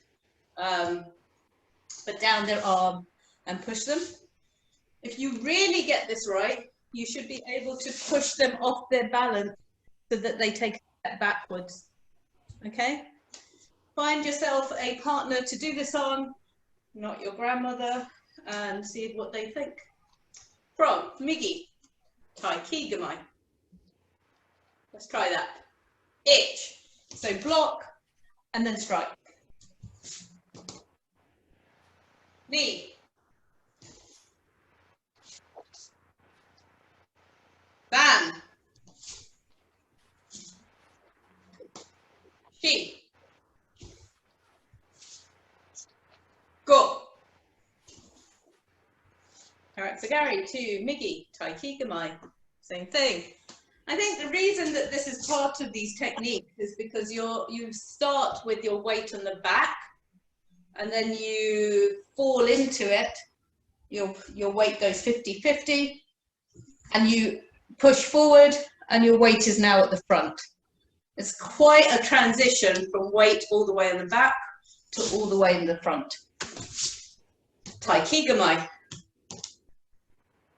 Ich. Excellent. Knee. Sand. Chi. Go. Okay, this time add a follow-up punch. So down punch, okay? So your shoulders completely pivot. Go. Let's start in the beginning. Ich. Knee. Sand. Chi. Go. Gari, 2, Migi, Fiji Gamae, sorry, Handari, Takki Gamae. So from here, make sure that this block is not coming behind you, but is always traveling forward. But as their punch comes in, you grab it forward, and then you take a small step to move forward, and then you're short, and then when you're punching, you stay balanced. So you don't overcommit, you stay balanced, and that's the only point that you're not really traveling forward. Okay, let's try that. So slowly from Takki Gamae. Ich, block forward, strike forward, punch. Knee. Nice. Sand. Chi.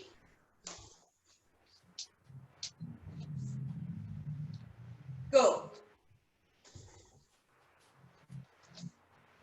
Kesh, single Q. I think Hoke has a flick to the eye somewhere. So it's like bang, bang, bang. I think there's that one. That's right. This is my preference. How are we doing for time? We've gone over slightly, but I'm going to do a shortened Howa because I can't think of the Howa. I mean, what am I going to tell you? Don't grow up and become a karate kid all over again. That's kind of what I've learned from the TV series, so it's boring. So let's do this one again. But this time, so you've done 1, 2, 3. Your forward leg becomes your standing leg. The forward leg becomes your standing leg. You pick up your back leg and you take out their knee. Excellent, really good. So, from Migi, Takki Gamae. So be slightly hibadak. Ich. Back, block, punch. Take out their knee. Pretty aggressive move, I like it. San, sorry, knee.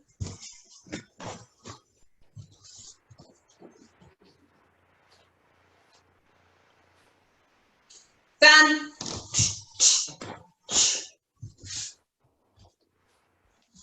Sweet. She.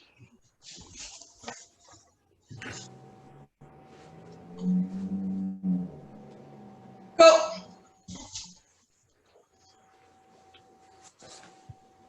Okay, and then this time, rather than taking out their knee, grab them by the shoulders, knee them in the head. This too is a technique. These are techniques, I promise you. I'm not making it not too much. Maybe varying them. From Hidari, Takki Gamae. Ich.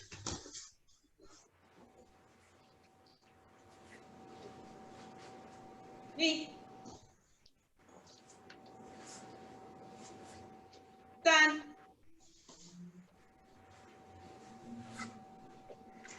like you're having too much fun and you're being too violent. So from me, Takki Gamae.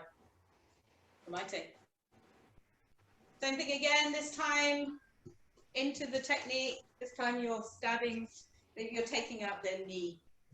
Or for higher grades, you're taking out bushi, sliding down into the crevice of their knee. But how am I going to explain that? Itch.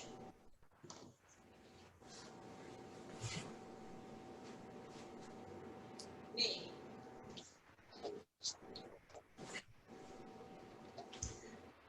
Fan.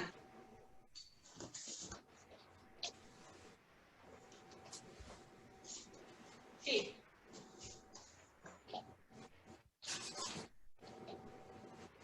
Cool. Cool. And then the last variation, which is you come in and you attack the neck and you punch them and then you knee them in the head. I understand this to be a very important technique. Itch. Knee. Fan. Excellent. Kesh and Kokyu. Any questions on that? No? In that case, let's stop there and let's do some Howa.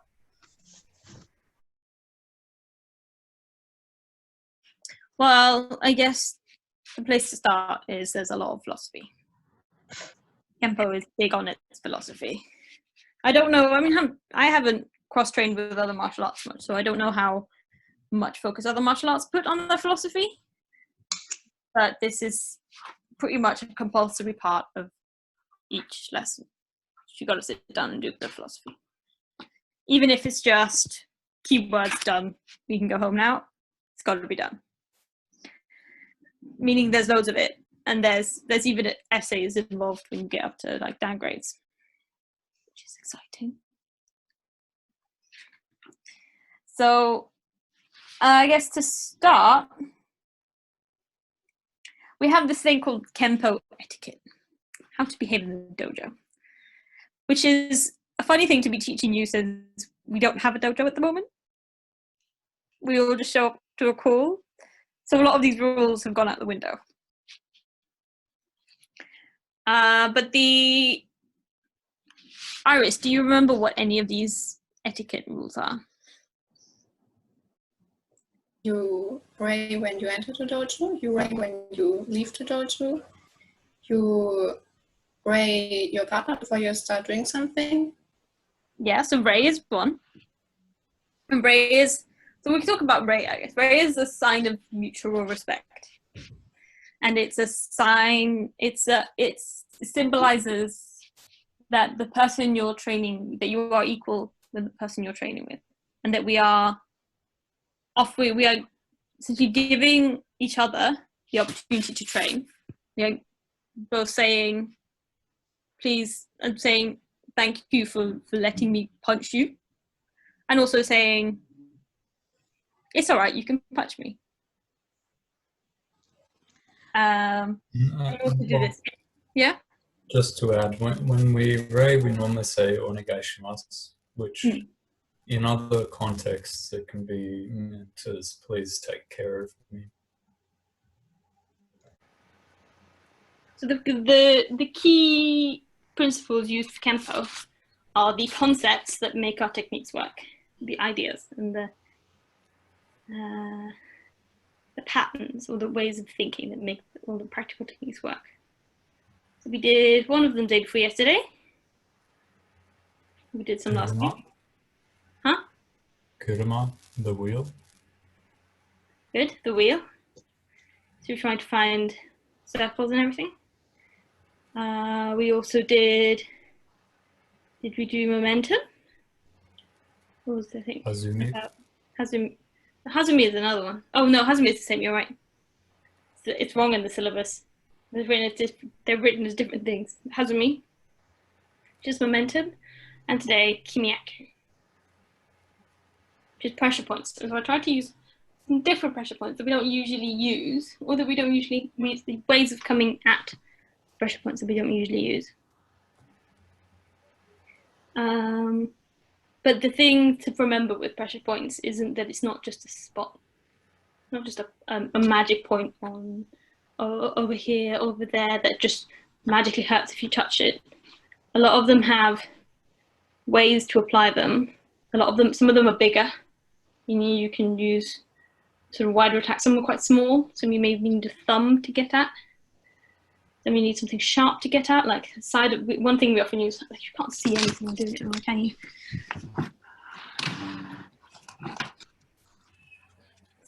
You can actually see me. Here we go. So we have, one of the things we actually use is the knuckle on the side of your hand. Is a common one to use, which I find really fun because it's really bony. It's an unexpected point to attack with. But for points like the ones on your body and points on your legs, they all have an angle. They all have a way that you're supposed to come into them, which is why it's very important when we're doing our attacks to remember not just what height we're attacking, but in what direction is our force actually moving in.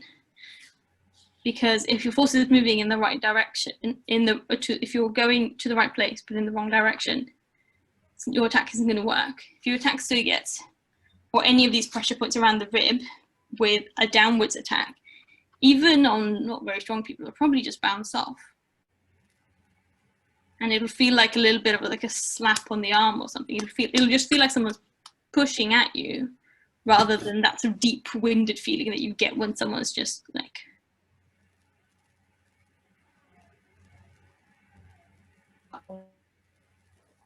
You've frozen. It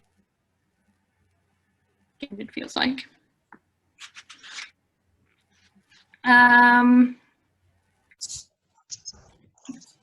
So, anyone who's watched Buffy will know that every so often, this incompetent group of English people, they all sound English to me, so I don't think it's that British, keep coming to California and testing Buffy and giving her quite ridiculous tests to hoops to jump through. And in the episode that I was watching, it dawns on her that she actually doesn't need to do these tests because she actually is the one with the power. And I wondered what you guys, if any of you had ever experienced that. I've certainly experienced it where, you know, I don't know, someone gives you an ultimatum to test your love. You will do this if you loved me, that kind of thing. And then you're like, oh wait, that's not how I need to prove my love. I can do it some other way. What about a negative where if you do this, we can't be together? It's definitely a kind of test, right? People are putting, yeah, makes sense.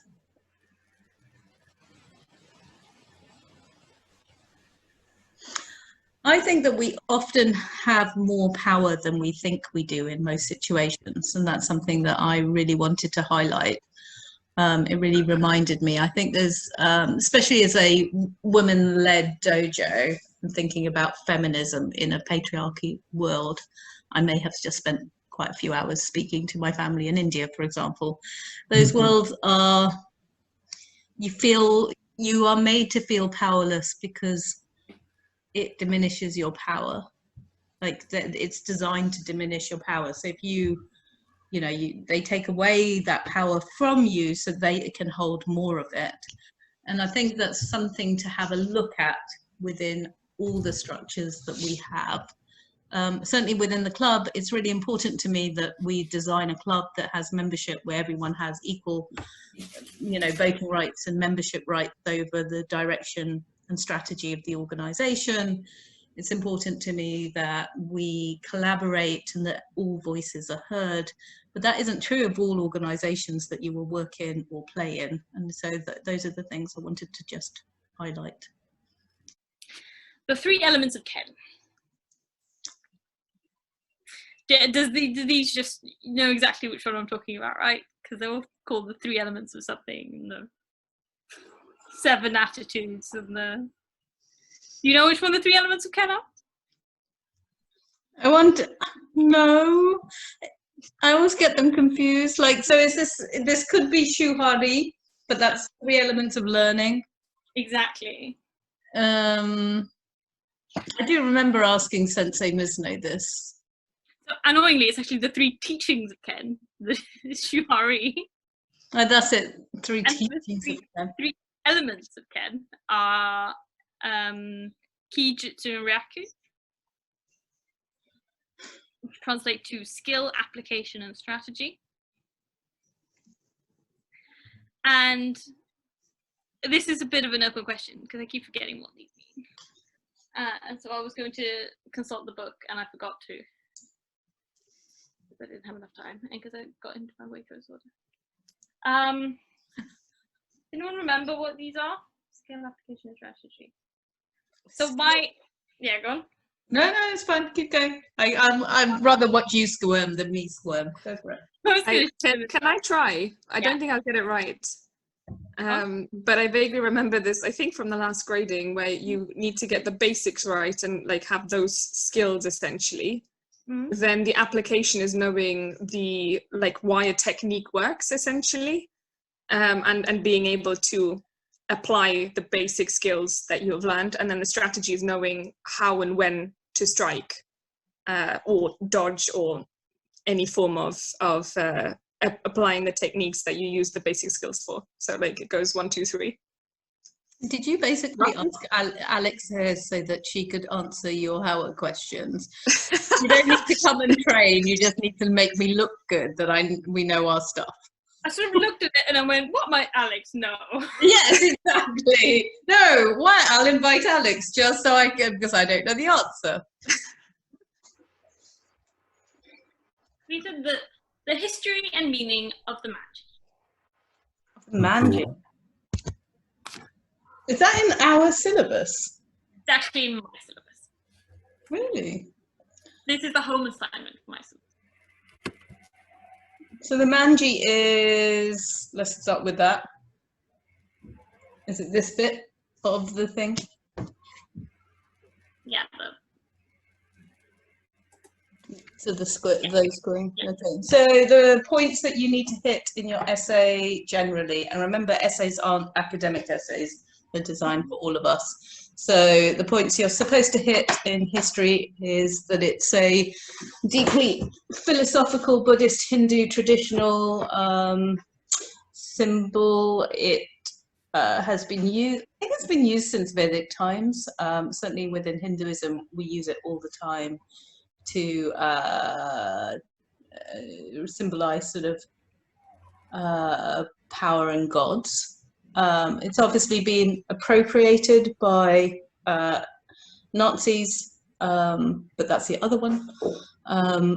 And so, but I think we continue to use it in the 1960s from when it was founded, and it straight from outside temples.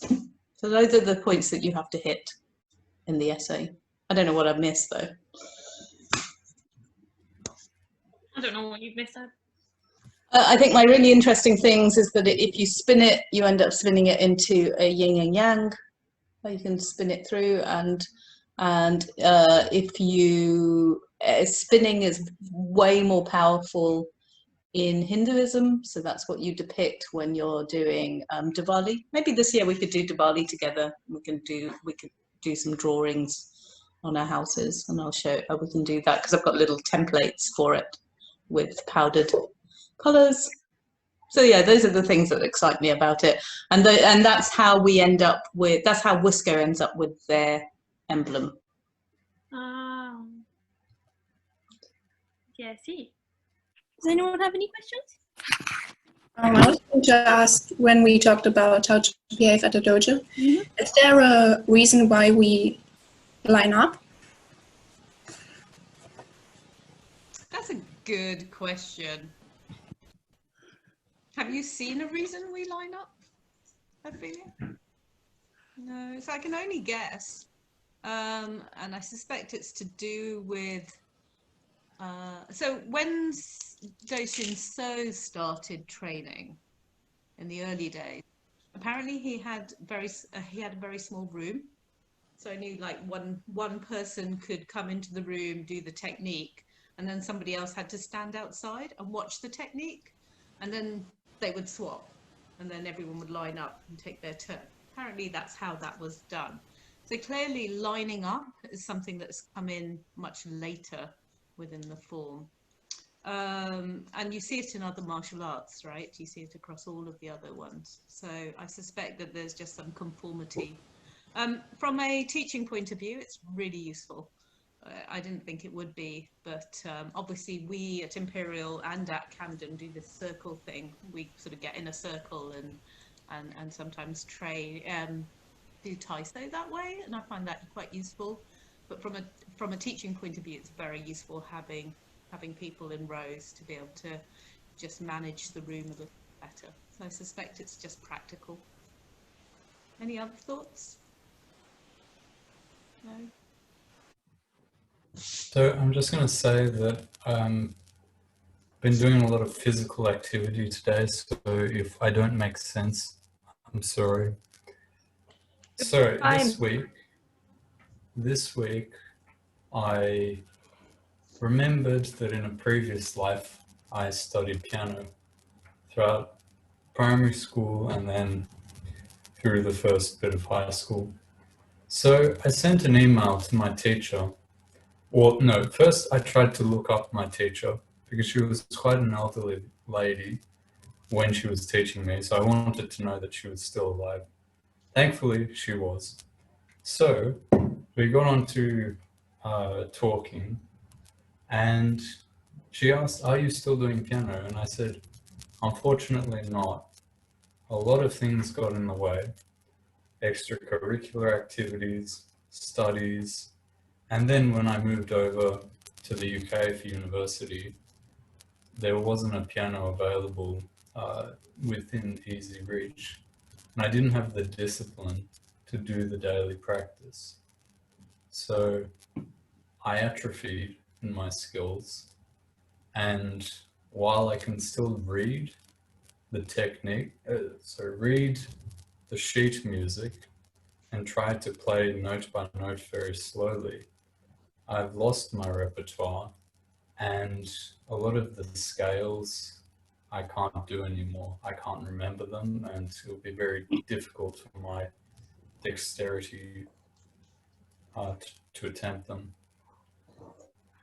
But in moving into my new accommodation, there's a piano in the lobby which residents can request access to. It's normally under lock, but there's that opportunity there at a quiet time in the day to go down and start practicing again. Now, I said to my piano teacher, there are 4 songs that I would like to be able to play by Christmas time, and I'd like to be able to record myself doing them. But I'm basically starting from a very educated 0. So it's going to be unrealistic to expect that I can just sit down just looking at the sheet music and being able to start playing these songs within 2 to 3 weeks of first looking at the piece. And in this, we come to the 4 types of training. Before anything, you need the basics. I will need to do the scales. I will need to do arpeggios. I will need to do a lot of these technical building blocks in order to build up to playing set pieces later. After the basics, we need to look at the structural elements of the song. And with this, you're taking it bar by bar. You're not just looking at the whole song, but you're segmenting it into bite-sized chunks that you can handle and looking at what are the similar motifs that repeat over the course of a song. How can I get better at the individual motifs before stringing them together into an ensemble, which the equivalent would be embu. The 4th type of training is not the goal. That is randori, free playing, free improvisation, is not a goal for me with piano at this stage. I want to have the motivation to say that I can do these songs before I have the confidence to go on and be an improvisational pianist. But that is where I guess that's where there's a divergence from Kempo, in that even if you know 2 or 3 small elements of sparring, you are ready to go into the unstructured randori fighting. Whereas I think you need a little bit more than 2 or 3 motifs in order to construct and improvise an original composition. Unless you're composing the Nokia ringtone. But yeah. Could you argue that that reading music straight off a sheet and playing it for the first time isn't the same as randori as well? So that's you're reacting to new information as you get it. Yes, you could consider it a battle with the instructions. Yeah. Or if you consider randori immediate reaction to what's put in front of you. So in that analogy, I would say something like Guitar Hero or Just Dance is a better thing, because you don't know what's coming up in terms of. Well, you wouldn't know what's coming up with sheet music either, unless it's a song you know very well, and even then you need perfect pitch. Yeah. However, I think it's what you see in a concert is someone who's been rehearsing for tens, hundreds of hours. It's very rare that you get someone performing a piece that they haven't seen before. Exactly. So yes, in that case, it would be randori, but it's not often that happens in practice. Any questions or musings? That was very interesting, thank you. Anything to add to that, Kavita? No, except the only other one was about practice. I don't know if you mentioned it. This whole idea at the top. I think you said that you've got 4 months now to go and practice. It's like putting it into a schedule.